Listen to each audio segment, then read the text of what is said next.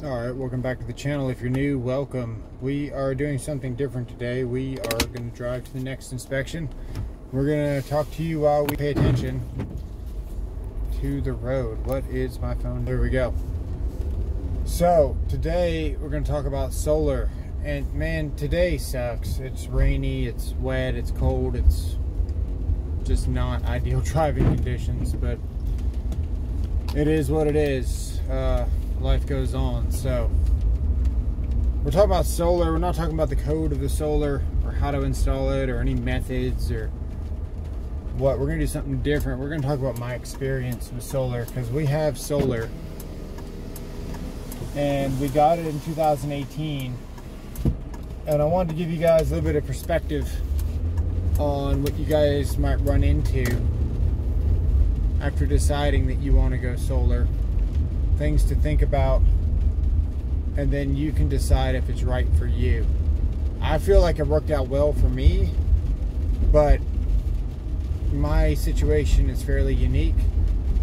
So I'm going to share that with you and then give you some insight and some tips to look for when going solar. So the first thing I'm going to say is that you don't want to get solar panels just because your electric bill is high. There's literally 100 different things you can do before you go solar that'll lower your energy bill. And I would start out by checking the insulation in your attic. That's number one.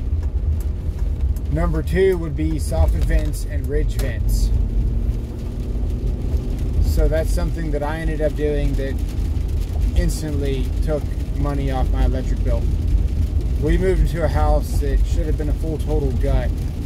We got it for something like $100K under market, and we were in a rush to get in, and that's a whole nother story.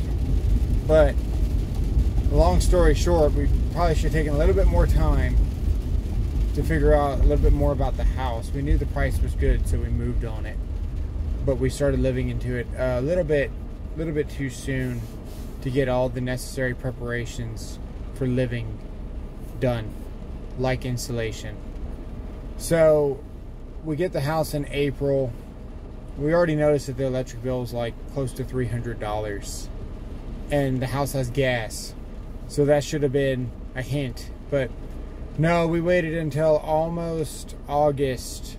The electric bill literally went up $100 every month until I said, this electric bill is more than our last mortgage where we used to live. So I look in the attic and we have literally this much insulation.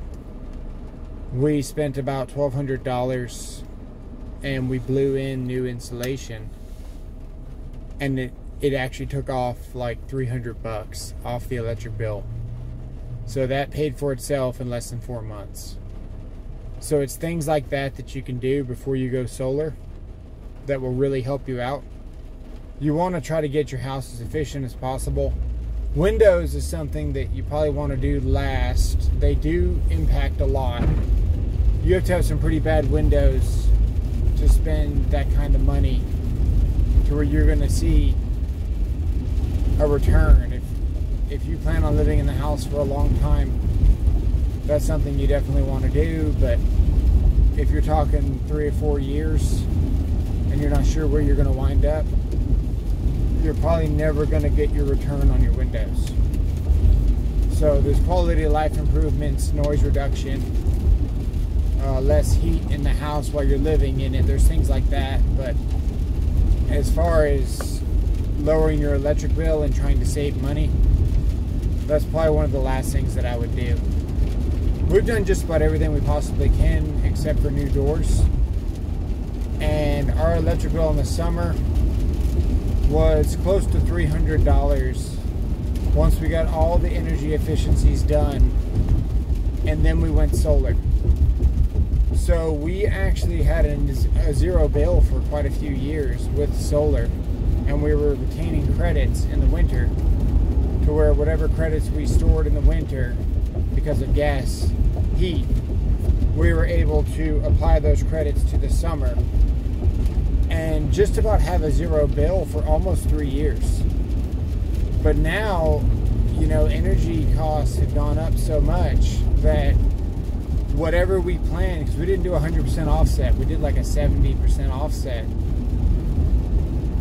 and still constantly trying to make the house more efficient with there's still other things we can do with air conditioning and insulation in the walls, and there's just a number of other things.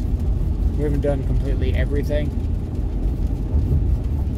So air conditioners was one of the ones that we did. We had a existing air conditioner and we replaced that, and that took a lot off the bill too.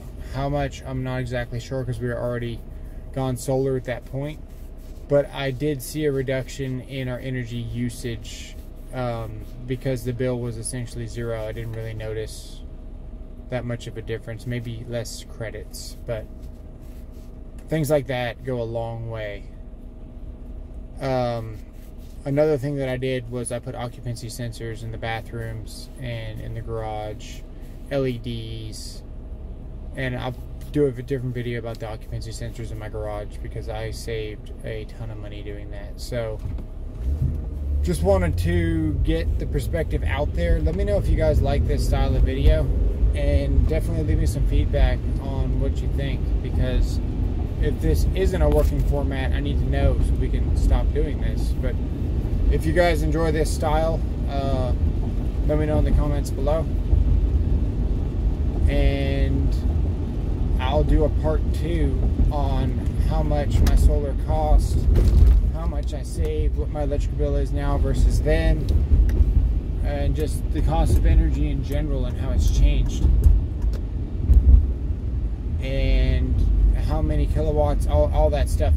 So yeah, we're gonna end it here. Thanks for watching, and we'll see you on the next one.